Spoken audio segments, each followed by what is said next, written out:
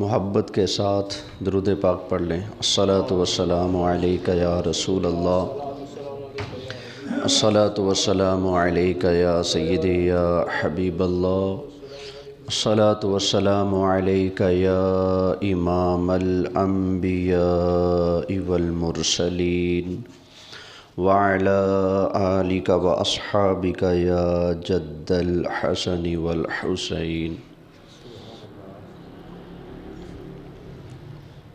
ہمارا موضوع چل رہا تھا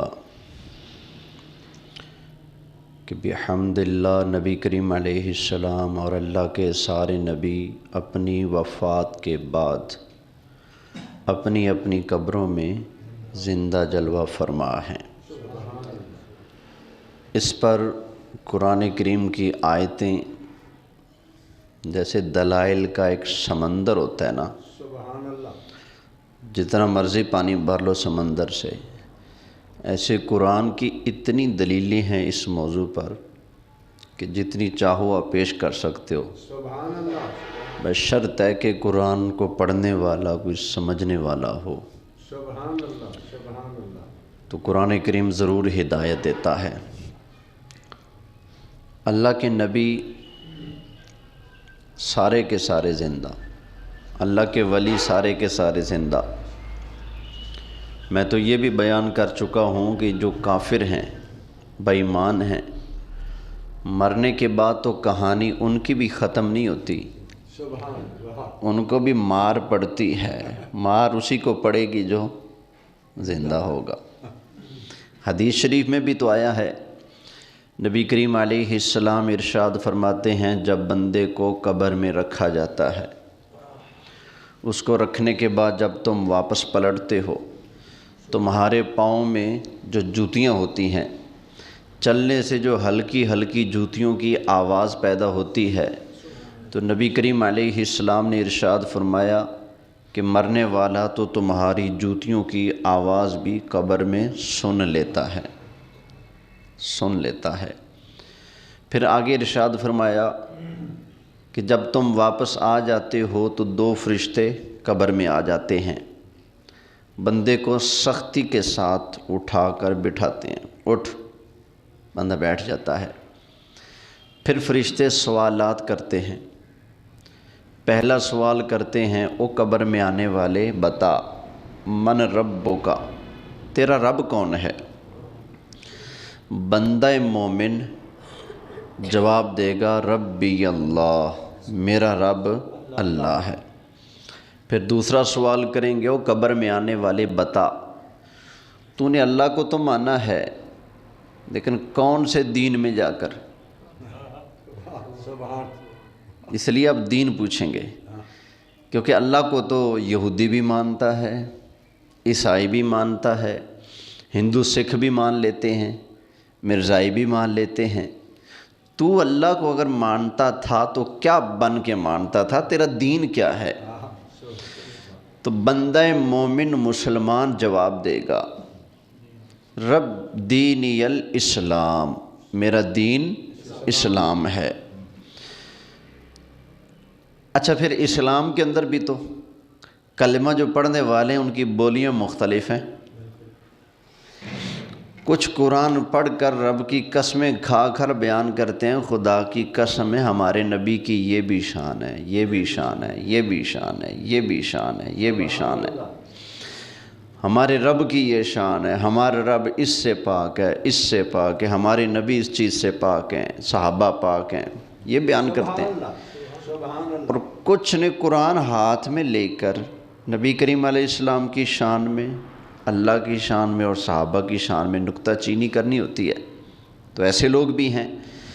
تو اب پوچھا جائے گا، او قبر میں آنے والے، او اسلام کا دعویٰ کرنے والے، او رب کو ماننے والے، ما کنت تقول فی حق ھذا الرجل محمد، یہ جو سونی سرکار تیرے سامنے موجود ہیں جن کا نام ہے محمد صلی اللہ علیہ وآلہ وسلم، بتا تو ان کے بارے میں دنیا میں کیا کہا کرتا تھا؟ کیا کہتا تھا، جواب دے۔ تو پھر بندہ پتہ ہے کیا جواب دے گا؟ دنیا میں جس بندے نے نبی پاک کے بارے میں جو جو نظریہ رکھا ہوگا وہ بتائے گا، ٹھیک ہے نا؟ جو سرکار کو ایسے مانتے ہیں جیسے ماننے کا حق ہے، وہ تو کہیں گے ہوا رسول اللہ، وہ اللہ کے محبوب ہیں، اللہ کے پیارے رسول ہیں۔ انشاءاللہ اللہ نے توفیق دی تو ہم اللہ کی توفیق سے اللہ کی بارگاہ میں عرض بھی کرتے ہیں، یا اللہ ہمیں توفیق دینا، یا اللہ ہمارے اوپر یہ کرم ہو، ہمیں قبر میں یہ توفیق دینا کہ ہم فرشتوں کے جواب میں کہیں فرشتوں ہم سے پوچھتے ہو یہ کون ہیں؟ ہم تو بہانے سے کہا کرتے تھے سب سے اعلیٰ ہمارا نبی، سب سے بالا والا ہمارا نبی، سارے اونچوں سے اونچا سمجھیے جسے، سارے اونچوں سے اونچا سمجھیے جسے، ہے اس اونچے سے اونچا ہمارا نبی، ہے اس اونچے سے اونچا ہمارا نبی، سب سے اعلیٰ اعلیٰ ہمارا نبی، سب سے بالا والا ہمارا نبی۔ توجہ ہے جی؟ سبحان اللہ۔ تو یہ حدیث بھی بتا رہی ہے کہ قبر میں سوال و جواب ہوتے ہیں۔ اب بتاؤ سوال پھر کس سے ہوگا؟ سب سے ہوگا، کافر سے بھی، مومن سے بھی۔ مومن جو جواب دے گا وہ بتا دیا ہے میں نے، حدیث میں آیا ہے۔ کافر، بے ایمان، منافق یہ جواب دیں گے ہی ہاتھ لا ادری لا ادری لا ادری۔ اور پھر جب پوچھا جائے گا نبی پاک کے بارے میں کیا کہا کرتا تھا، بندہ مکر نہیں سکے گا، زبان پر وہی جاری ہوگا جو دنیا میں کہا کرتا تھا۔ تو اس وقت کوئی یہ کہے گا یہ تو ہمارے جیسے ہیں، ہم کہتے تھے یہ قبر میں نہیں آ سکتے، ہم کہتے تھے یہ بچا نہیں سکتے، ہم کہتے تھے یہ کام نہیں آ سکتے، اس کی زبان پر یہ ہوگا۔ اور الحمدللہ ہم تو مانتے ہیں نا، قیامت والے دن جب ہم پھنس گئے، اگر اللہ معافی دے اگر پھنس گئے، تو ہمارے سونے سرکار نبی پاک تشریف لائیں گے، حضور کرم فرمائیں گے، اللہ بیڑا پار لگا دے گا۔ تو اب آئیے اس پر میں مزید آیات بینات پیش کرتا ہوں۔ اللہ تعالیٰ ارشاد فرماتا ہے 21ویں پارے میں، توجہ ہے جی؟ محبت سے سبحان اللہ کہہ لیں۔ اللہ تعالیٰ نے ارشاد فرمایا وَلَقَدْ آتَيْنَا مُوسَى الْكِتَابَ، ہم نے موسیٰ علیہ السلام کو کتاب عطا فرمائی۔ کیا عطا فرمائی؟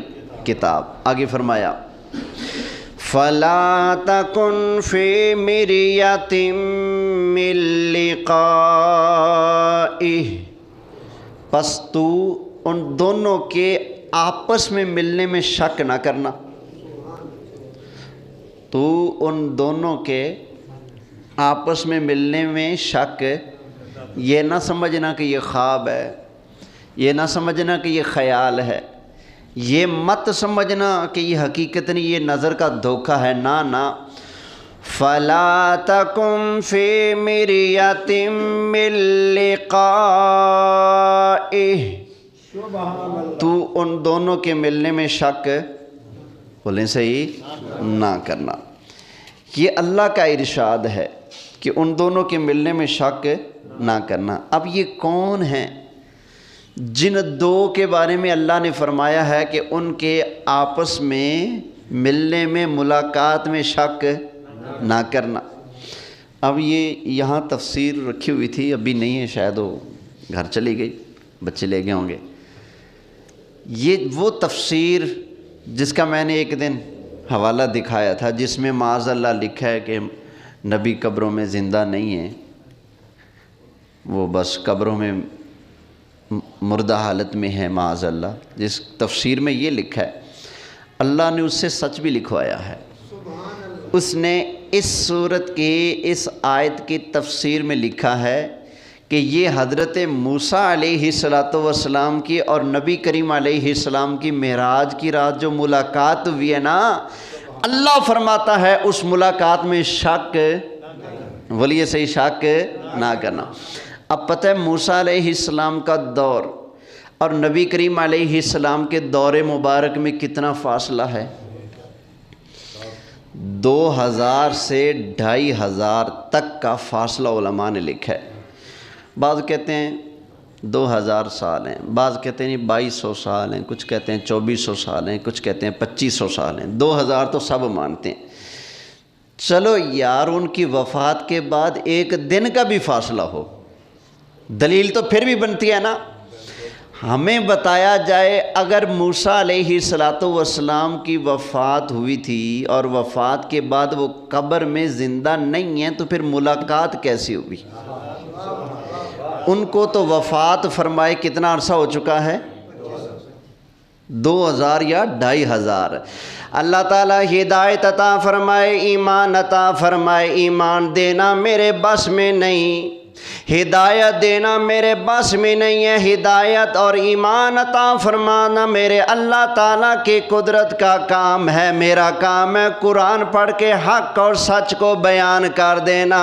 اور میاں یہ نہ کہنا کہ اللہ تعالیٰ کے نبی قبروں کے اندر مردہ حالت میں ہوتے ہیں، نہ اللہ کی قسم ہے، اللہ کے سارے نبی اپنی قبروں میں زندہ۔ اللہ فرماتا ہے وَلَقَدْ آتَيْنَا مُوسَى الْكِتَابَ فَلَا تَكُنْ فِي مِرْيَةٍ مِّن لِقَائِهِ۔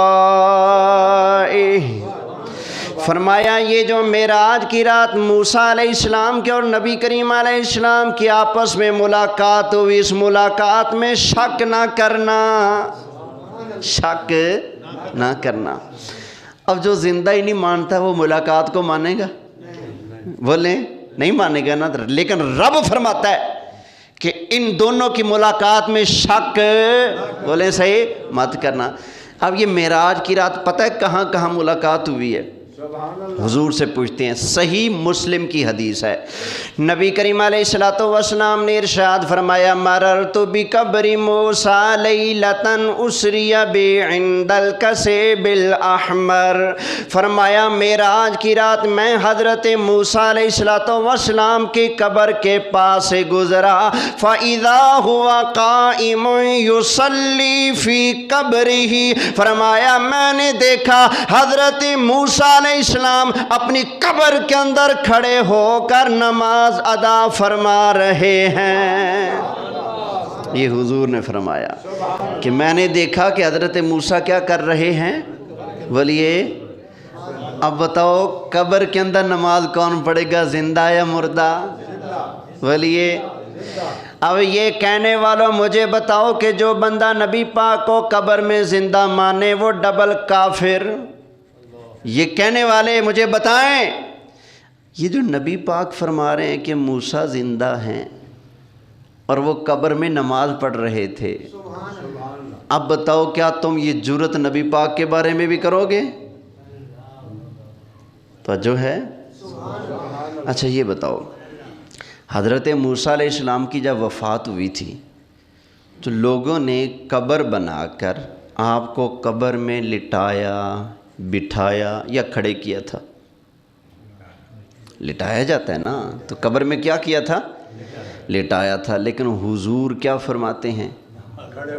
میں نے کیسے دیکھا کہ قبر میں کھڑے ہو کر۔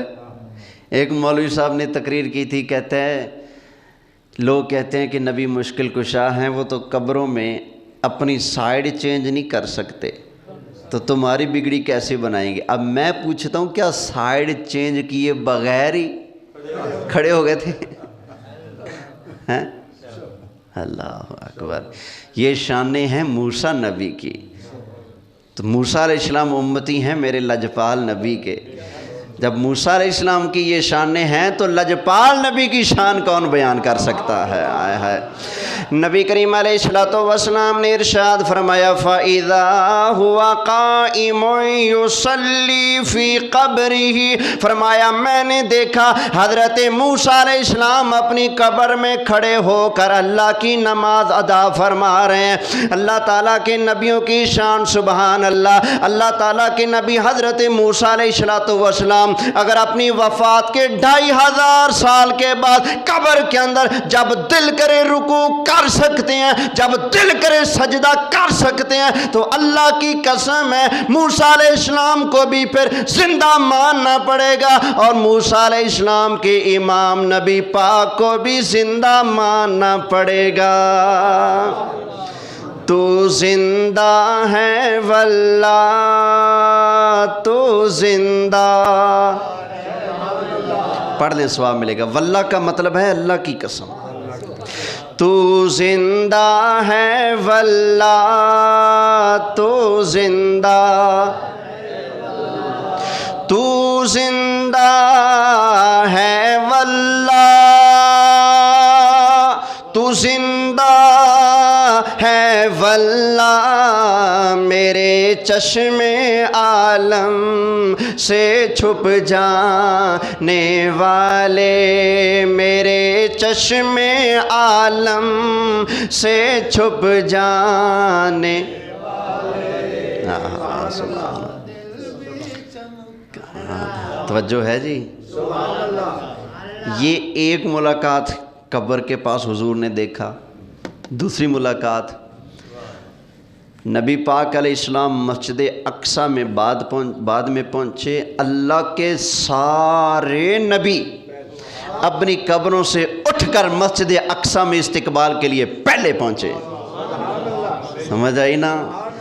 اب موٹی سی بات ہے، آدم علیہ السلام آئے کہ نہیں؟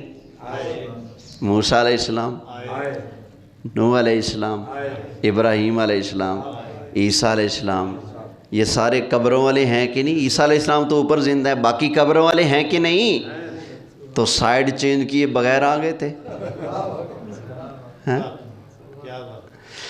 اللہ تعالیٰ ہدایت عطا فرمائے، ایمان عطا فرمائے۔ اگر معراج کی رات حضرت موسیٰ علیہ السلام معراج کی رات قبر سے اٹھ کر مسجد اقصیٰ میں آ سکتے ہیں، حضرت آدم علیہ السلام اگر آ سکتے ہیں، حضرت موسیٰ علیہ السلام، حضرت عیسیٰ علیہ السلام، حضرت نوح علیہ السلام، حضرت ابراہیم علیہ السلام، اللہ کے سارے نبی معراج کی رات اگر اپنی قبروں سے اٹھ کر مسجد اقصیٰ کے اندر آ سکتے ہیں، تو اللہ کی قسم ہے رب کے پیارے محبوب بھی جہاں چاہیں جلوہ فرما سکتے ہیں۔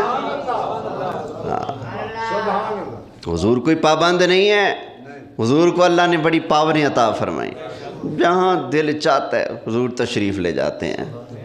توجہ ہے جی؟ اب یہ جو باتیں اب میں کر رہا ہوں نا، میرے ذہن میں اتنی باتیں آ رہی ہیں کہ حضور کی تشریف آوری کا وہ واقعہ بھی بتاؤں، وہ بھی بتاؤں، وہ بھی بتاؤں، میں کیا کیا بتاؤں۔ صرف ایک کا سنا دیتا ہوں، اگر دل تو یہی تھا کہ قرآن پڑھوں گا، اب چلو بات ادھر چھڑ گئی ہے تو سنا دیتا ہوں۔ ایک تھا شاعر، کیا تھا جی؟ بولیے۔ نام ہے شرف الدین۔ ساری زندگی بادشاہوں کے قصیدے لکھے اور مال کمایا، بیمار ہو گئے، اتنے بیمار کہ یار دوست سب ساتھ چھوڑ گئے۔ بادشاہوں کے گن گاتا تھا، مال ملتا تھا، اب گن گانے جوگا بھی نہ رہا، فالج ہو گیا، زبان بھی بند ہوگی، جسم حرکت نہیں کرتا، لیٹے ہوئے ہیں۔ جب دیکھا نا اب تو بادشاہ بھی نہیں پوچھتا، اولاد بھی نہیں پوچھتی، گھر والے بھی نہیں پوچھتے، رشتہ دار دوست بچپن کے سب روٹھ گئے، سب چھوڑ گئے، کوئی نہیں پوچھتا۔ تو دل کے اندر آیا بصیری ایک در تو ایسا ہے نا، ایک در ایسا ہے کہ جو کسی کو چھوڑنے والا نہیں، ہر ایک کو اپنے سینے سے لگانے والا ہے۔ ایک در ایسا بھی ہے، چلنا ان کے بارے میں لکھ۔ قلم اٹھایا، بول نہیں سکتے تھے، ایک ہاتھ کام کر رہا تھا، لکھنا شروع کر دیا۔ مولایا صلی وسلم دائما ابدا علی حبیبک خیر الخلق کلہم هو الحبیب الذی ترجی شفاعتہ لکل حول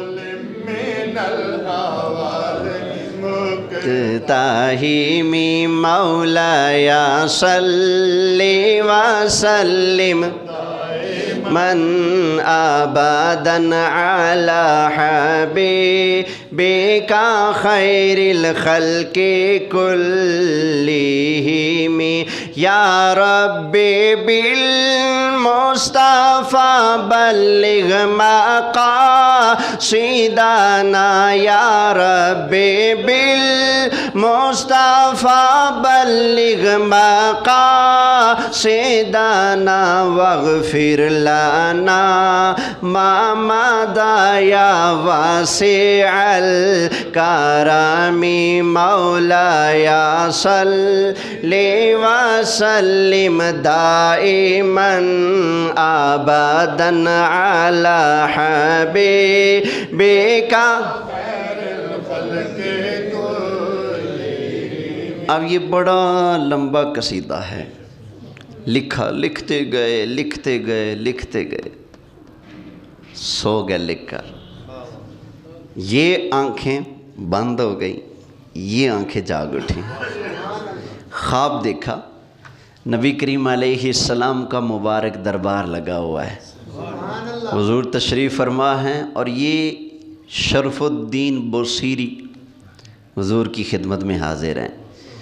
حضور نے فرمایا بصیری سنا نا کیا لکھا ہے، آئے ہائے سنا نا کیا لکھا ہے۔ لوگ تقریریں کرتے کرتے مر گئے، مر کے مٹی ہو گئے، مٹی ہو کر بھی فرشتوں کے چھتر کھاتے ہیں، کہتے ہیں جی نبی پاک کو دیوار کے پیچھے کا نہیں پتہ۔ لو جی سرکار مدینہ میں ہیں اور وہ اپنے ملک میں بیٹھ کر بولنا نہیں، صرف لکھا ہے، آئے ہائے، اور لکھا ہے، اور سرکار کو اللہ نے اس کا علم عطا فرما دیا ہے۔ حضور خواب میں آئے، نبی کریم علیہ السلام نے فرمایا بصیری کیا لکھا ہے ذرا سنا نا۔ بس سرکار کا آرڈر ہوا، زبان چل پڑی، خواب کے اندر سنانا شروع کر دیا۔ سناتے گئے، حضور سن کر مسکراتے رہے مسکراتے رہے۔ سرکار نے ان کے جسم پر اپنا برکت اور رحمت والا ہاتھ مبارک پھیرا، فالج بھی دور فرما دیا، آرام عطا فرما دیا، فالج دور فرما دیا، اور سرکار نے خواب کے اندر ایک چادر عطا فرمائی۔ فرمایا بصیری یہ تیرا انعام ہے۔ کوئی یہ نہ کہے کہ بادشاہوں کے قصیدے لکھے تو مال ملتا تھا، ادھر سے کچھ نہ ملا ہے۔ کہا یہ بصیری یہ کیا ہے، تیرا انعام ہے۔ تو حضور نے کرم فرمایا، سوئے ہوئے تھے نا، خواب ختم ہوا تو آنکھ کھلی، بڑے خوش، دیکھا ہاتھ پاؤں سب بالکل ٹھیک ہیں، بول بھی سکتے ہیں، چل بھی سکتے ہیں، دماغ بھی ٹھیک، سب کچھ ٹھیک، فٹ ہو گیا بالکل۔ اچانک خیال ہے وہ چادر کہاں گئی، چادر کہاں گئی؟ وہ تکیہ اٹھا کر دیکھا تو وہی چادر موجود ہے جو حضور نے خواب میں عطا فرمائی تھی۔ آیا ہے سب سے اعلیٰ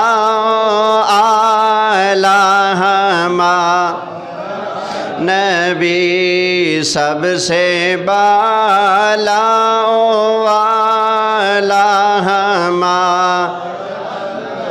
کون دیتا ہے دینے کو منہ چاہیے، کون دیتا ہے دینے کو منہ چاہیے، دینے والا ہے سچا ہمارا نبی دینے والا ہے سچا ہمارا۔ کوئی زبان خاموش نہ رہے، جھوم جھوم کر، جمعہ کا وقت ہے، کیا پتہ اللہ تعالیٰ اپنی بارگاہ میں یہ نعت قبول فرما لے۔ نبی کریم علیہ السلام کی بارگاہ میں حضور کی شفاعت کا سوال کر لو، یا رسول اللہ جب قیامت والا دن آ جائے، اگر ہم اپنے گناہوں کی وجہ سے پھنس جائیں، یا رسول اللہ آپ ہمارا سہارا بن کر ہمیں بچا لیجئے گا، کیونکہ ہمارا عقیدہ ہے کون دیتا ہے دینے کو منہ چاہیے، دینے والا ہے سچا ہمارا نبی، دینے والا ہے سچا ہمارا۔ بخاری شریف کے اندر حدیث موجود ہے، نبی کریم علیہ السلام نے ارشاد فرمایا انما انا قاسم واللہ یعطی، فرمایا لوگوں دیتا اللہ ہے لیکن میں مصطفیٰ اللہ کے دیے خزانوں کو تقسیم فرمانے والا ہوں۔ دینے والا ہے سچا ہمارا بھی، دینے والا ہے سچا۔ تڑپ اگر سچی ہو، تڑپ اگر سچی ہو، مایوس نہیں ہونا، حضور آج بھی دیتے ہیں، آج بھی دیتے ہیں۔ جب جیل میں تھے غازی علم الدین شہید رحمۃ اللہ علیہ، سیال شریف کے پیر صاحب خواجہ پیر قمر الدین سیالوی ملنے گئے رحمۃ اللہ علیہ، تو غازی علم الدین شہید کہتے ہیں پیر صاحب آپ سید زادے ہیں اور اللہ کے ولی ہیں، اتنے بڑے عالم بھی ہیں، تو جیل ہے، میرا گھر تو ہے نہیں کہ آپ کی کوئی خدمت کروں، میرا گھڑا ہے اس میں پانی ہے، اگر اجازت ہو تو پانی پلا دوں؟ پلا دو پانی۔ پانی پیا تو پیر صاحب کہتے ہیں بڑے مزے کا پانی، ایسا پانی کبھی پیا ہی نہیں تھا جس مزے کا وہ پانی تھا۔ پھر انہوں نے کہا کہ حضرت صاحب اور کچھ مہمانی کے لیے ہے نہیں، پانی تھا پلا دیا، اگر آپ کی اجازت ہو تو سورہ یوسف سنا دیتا ہوں، سورہ یوسف۔ تو پیر صاحب نے فرمایا جی سنا دیں سورہ یوسف۔ حضرت غازی علم الدین شہید رحمۃ اللہ علیہ نے سورہ یوسف سنائی۔ سبحان اللہ۔ یہ غازی صاحب پتہ ہے کون ہے؟ وہ خوش نصیب ہیں جنہوں نے حضور کے گستاخ کو ٹھکانے لگایا تھا، یہ وہ ہیں جن کا کیس لڑنے کے لیے علامہ اقبال رحمۃ اللہ علیہ اور قائد اعظم رحمۃ اللہ علیہ گئے تھے، اور ان دونوں نے کہا تھا غازی صرف ایک مرتبہ بیان دے دے، قتل میں نے نہیں کیا، ہمیں بڑے فن آتے ہیں بچانے کے، ہم بچوا لیں گے عدالت سے، پھانسی نہیں ہوگی، موت نہیں ملے گی تمہیں، زندہ بچ جاؤ گے، صرف ایک بار بیان دے دو کہ میں نے خطری کو قتل نہیں کیا۔ انہوں نے کہا بھلا ہوئے توڑا نیکی کیتی آج اسی وہ بھی چھڑ دے ماں، جان جاتی ہے جائے، میں یہی کہوں گا ہاں میں ہوں جس نے مصطفیٰ کے دشمن کو قتل کیا ہے۔ تو جب سورہ یوسف سنائی نا تو پیر صاحب فرماتے ہیں کہ بڑے بڑے قاریوں سے حافظوں سے قرآن سنا تھا لیکن ایسا مزہ نہ آیا جو غازی علم الدین شہید سے قرآن سننے کا مزہ آیا۔ اور غازی صاحب قرآن کتھوں سیکھیا ہی، استاد کون ہے تمہارا؟ کہا پیر صاحب میں تو چٹا جٹ جٹوکا آدمی ہوں، ان پڑھ ہوں، سمجھ آئی نا، ان پڑھ ہوں، کچھ نہیں آتا تھا، بس جب سے آیا ہوں نا جس پر قرآن اترا ہے وہ سونا خود آتا ہے، قرآن پڑھا کے چلا جاتا ہے۔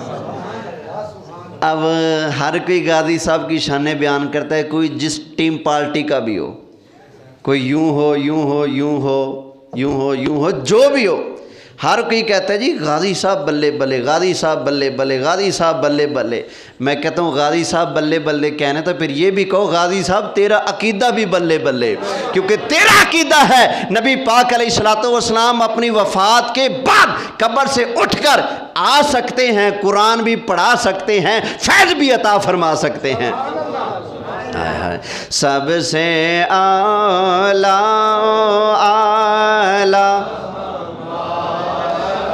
نبی، سب سے بالا والا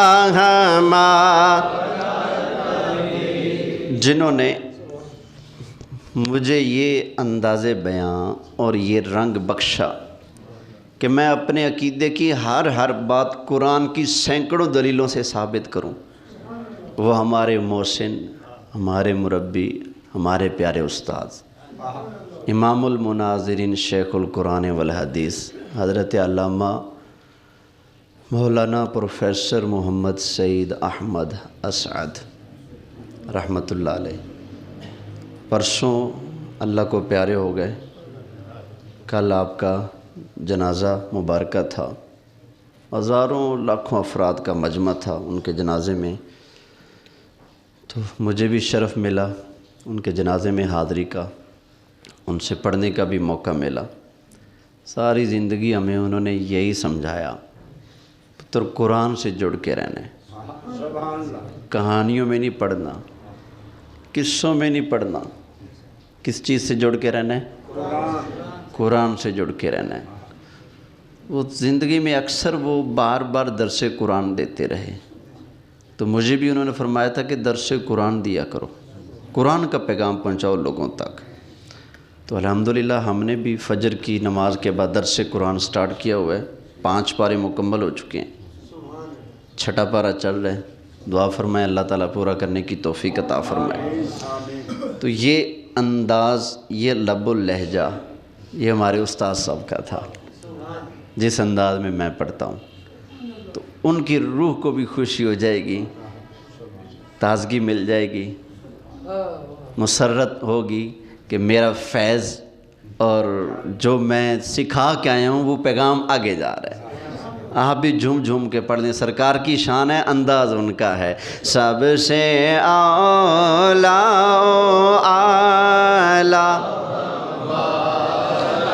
نبی، سب سے بالا والا ہمارا نبی، کون دیتا ہے دینے کو منہ چاہیے، دینے والا ہے سچا ہمارا نبی، دینے والا ہے سچا ہمارا۔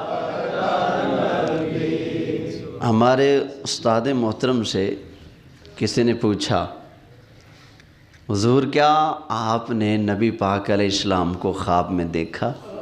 ہائے ہائے، فرمایا اللہ کا حکم ہے کہ اللہ کی نعمتوں کا چرچا کرو، اما بنعمت ربی کا فحدث، کیونکہ اللہ کی نعمت ہے اس لیے بتا رہا ہوں۔ انہوں نے فرمایا کہ الحمدللہ کئی مرتبہ مجھے نبی کریم علیہ السلام کا دیدار نصیب ہوا ہے، اور فرمایا کہ ایک مرتبہ تو مجھ سے فرمایا کہ سید اسد ہم نے تجھ سے دین کا بہت کام لینا ہے، بہت کام لینا ہے، اور لیا کام سرکار نے الحمدللہ۔ کتابیں لکھی، عالم بنائے، مفتی بنائے، مناظر بنائے، لیکچر دیے، کورس کروائے، تفسیر بیان کی، حدیث بیان کی، بڑا حضور کے دین کا کام کر کے گئے، اللہ ان کی خدمتیں قبول فرمائے۔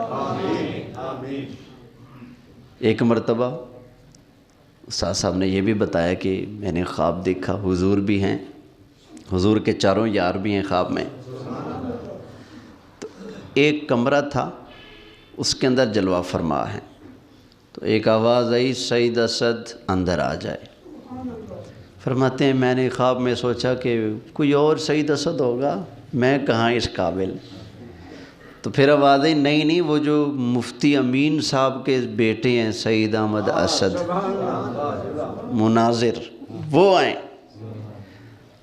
چلے گئے کمرے میں، تو حضرت علی نے ہاتھ پکڑا، ایک سائیڈ پہ لے گئے اور سفید رنگ کا کرتا عطا فرمایا اور یہاں پر تھاپڑا دیا اور کہا کہ یہ تیرا انعام ہے جو تو سرکار کی شانوں پر پہرا دیتا ہے۔ سمجھ آئی نا؟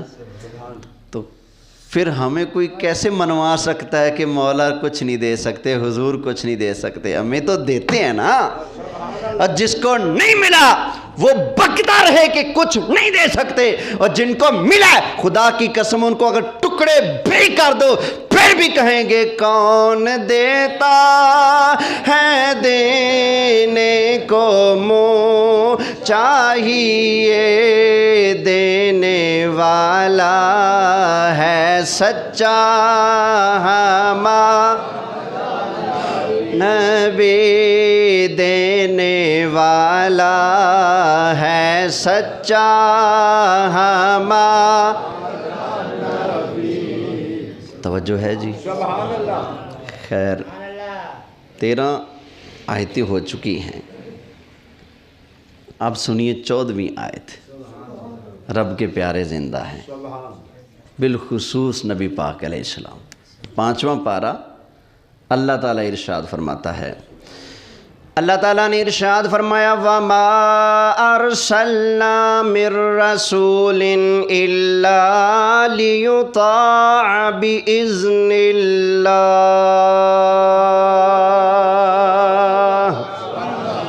فرمایا ہم نے رسولوں کو اس لیے بھیجا تاکہ اللہ کے حکم سے ان کی اتباع کی جائے۔ نبیوں کو، رسولوں کو کیوں بھیجا؟ تاکہ اللہ کے حکم سے ان کی اتباع کی جائے۔ آگے فرمایا اتباع میں غلطی بھی تو ہو سکتی ہے نا، کہ نہیں ہو سکتی؟ ہم سب غلطی کا پتلا ہیں، غلطی ہو سکتی ہے۔ اگر اتباع کرنے میں کوئی غلطی ہو جائے، خامی ہو جائے، نافرمانی ہو جائے، اتباع صحیح طرح نہ ہو سکے تو پھر کیا ہے؟ پھر کیا ہے؟ یہی آیت ہے، یہ نہ کوئی کہے کہ کوئی اور آیت پڑھ رہا ہوں، وہی آگے فرمایا وَلَوْ أَنَّهُمْ إِذ ظَلَمُوا أَنفُسَهُمْ جَاءُوكَ۔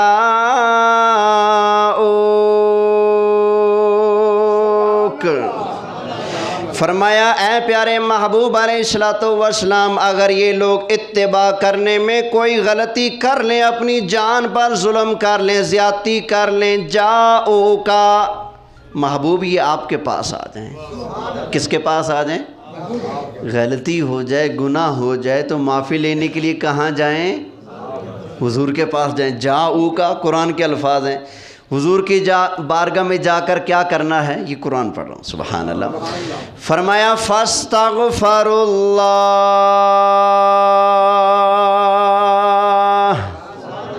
نبی کریم علیہ السلام کی بارگاہ میں جا کر اللہ سے معافی مانگو۔ معافی اللہ سے مانگنی ہے، لیکن کہاں جا کے؟ یہ وسیلہ نہیں تو اور کیا ہے؟ وگرنہ یہاں بیٹھے بیٹھے کہہ دیتے، کہہ تو یہاں بھی سکتے ہیں نا، لیکن اللہ کیا سکھا رہے؟ غلطی ہو جائے، گناہ ہو جائے تو کہاں جاؤ؟ حضور کے پاس۔ وہاں جا کر کہو فاستغفروا اللہ، یا اللہ بخش دے، معاف فرما دے۔ یا اللہ غلطی ہو گئی، حضور کے قدموں میں چلے گئے، جا کر معافی تجھ سے مانگ لی، کیا بیڑا پار لگ جائے گا؟ فرمایا نہیں، ابھی کچھ اور بھی کرنا ہے۔ آیا ہے اللہ تعالیٰ نے ارشاد فرمایا فَاسْتَغْفَرُوا اللَّهَ وَاسْتَغْفَرَ لَهُمُ الرَّسُولُ۔ فرمایا نبی کریم علیہ السلام کی بارگاہ میں جا کر اللہ سے معافی مانگو، میرا محبوب بھی تمہاری سفارش فرما دے، میرا محبوب بھی تمہاری سفارش فرما دے تو کیا ہوگا؟ فرمایا لَوَجَدُوا اللَّهَ تَوَّابًا رَحِيمًا، اللہ کو توبہ قبول کرنے والا مہربان پاؤ گے، اللہ کو پاؤ گے۔ لوجد اللہ، کس کو پالو گے؟ اللہ کو پالو گے۔ ہائے ہائے، اللہ کو پانا ہے تو حضور کے قدموں میں جاؤ۔ پہلے تو یہ تھا نا، یا اللہ معاف کر دے، معاف فرما دے، معاف فرما دے، فرمایا معافی تو ملے گی ملے گی، لوجد اللہ، تم اللہ کو پالو گے۔ حضور کی بارگاہ سے اگر جا کر مانگو گے، وہاں جا کر اللہ سے بخشش مانگو گے، اور حضور بھی اگر تمہاری شفاعت فرما دیں گے تو لوجد اللہ تواب الرحیم، فرمایا پھر تم اللہ کو پالو گے، توبہ قبول کرنے والا اور رحم فرمانے والا۔ سمجھ آ گئی نا؟ اب یہ آیت بھی اس بات کی دلیل ہے کہ نبی کریم علیہ الصلاۃ والسلام آج بھی وفات کے بعد زندہ ہیں۔ سمجھ آئی؟ اور جو بندہ نبی پاک کی بارگاہ میں جا کر اللہ سے معافی مانگتا ہے اور کہتے ہیں یا رسول اللہ آپ میری سفارش کر دیں نا اللہ کی بارگاہ میں کہ یا اللہ یہ میرا امتی ہے، تیرا بندہ ہے، گندہ مندہ ہے صحیح، یا اللہ اس کے عیبوں پہ پردہ ڈال، اس کو معاف فرما دے، تو حضور اس کی شفاعت کرتے ہیں، اللہ سے بخشواتے ہیں، جنت دلواتے ہیں۔ یہ قرآن کہہ رہا ہے۔ سمجھ آ گئی نا؟ تو اس کا مطلب ہے جب سرکار کی بارگاہ میں بندہ جائے گا اور اللہ سے معافی مانگے گا اور حضور اس کی سفارش کریں گے تو لازماً نتیجہ یہ ہے کہ حضور زندہ ہیں۔ زندہ نہیں تو پھر سفارش کون کرے گا؟ زندہ کرے گا نا۔ تو پتہ چلا حضور علیہ السلام وفات کے بعد قبر میں، جو کہ جنت کا سب سے سونا پیارا باغ ہے، اس میں زندہ جلوہ فرما ہے۔ اچھا، یہ آیت جب ہم پڑھتے ہیں نا تو کچھ لوگ ہمیں کہتے ہیں نہیں تمہیں قرآن کی سمجھ نہیں۔ یہ آیت صرف اس وقت کے لیے تھی جب حضور اس دھرتی کے اوپر زندہ تھے، حیات تھے، دنیا میں موجود تھے، ابھی وفات نہیں ہوئی تھی۔ اس وقت کی بات ہے، اگر تم سے کوئی غلطی ہو جائے تو کہاں جاؤ؟ بولیں صحیح، حضور کی بارگاہ میں چلے جاؤ۔ اب نہیں، یہ اس وقت کی بات ہے۔ میں نے کہا اچھا، اس کا مطلب ہے غلطیاں بھی صرف اس دور میں ہوتی تھی، اب غلطیاں نہیں ہوتی؟ کہتے نہیں غلطیاں تو اب بھی ہوتی ہیں۔ میں نے کہا پھر غلطیاں ہیں تو پھر ان کا علاج ہی تو پھر اللہ نے قیامت تک رکھا ہے نا۔ کیوں بھائی؟ یہ کیا ہوا بھائی؟ غلطیاں اب بھی ہوں، گناہ اب بھی ہوں، اور گناہ بخشوانے کا جو دروازہ تھا وہ اللہ نے بس وہ ایک وقت کے لیے کھولا تھا اور بند کر دیا؟ نا، اللہ تعالیٰ نے بخشش کا دروازہ قیامت تک کے لیے کھول کے رکھا ہوا ہے۔ جو بندہ بھی غلطی کر لے، نبی پاک کی بارگاہ کی طرف توجہ کر کے اللہ سے معافی مانگتا ہے، حضور سفارش فرماتے ہیں اور اس کو بخشش دلوا کر جنت بھی عطا فرماتے ہیں۔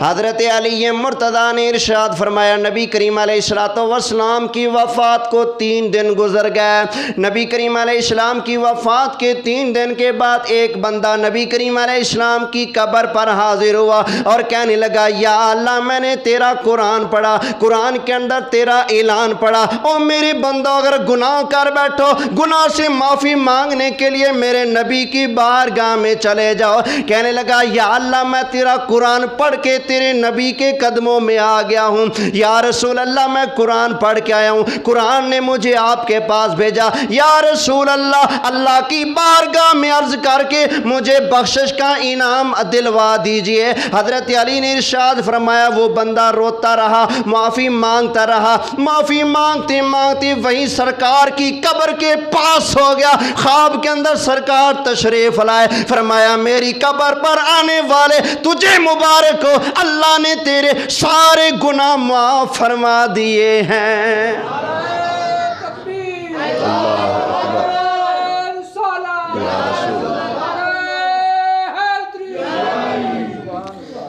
تو پتہ چلا یہ کہنا بالکل غلط ہے۔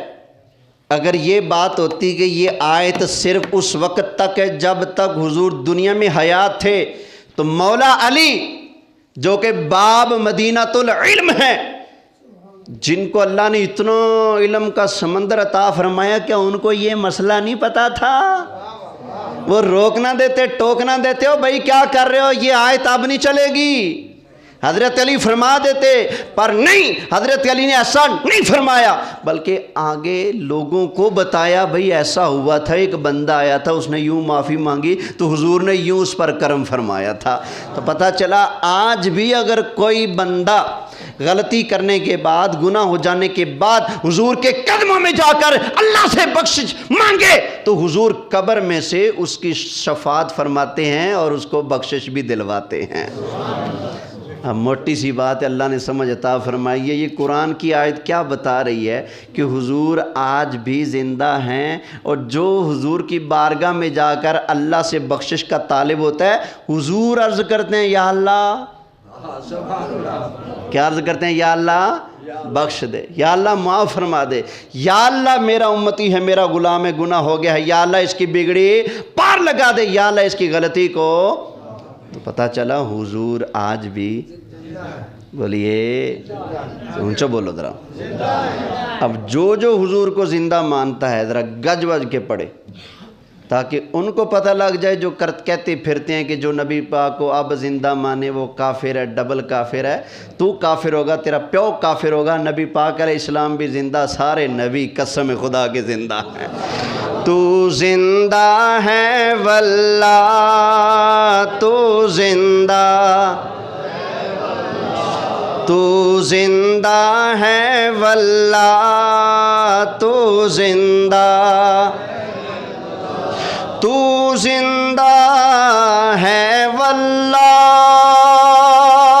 تو زندہ ہے واللہ، میرے چشم عالم سے چھپ جانے والے، میرے چشم عالم سے چھپ جانے والے۔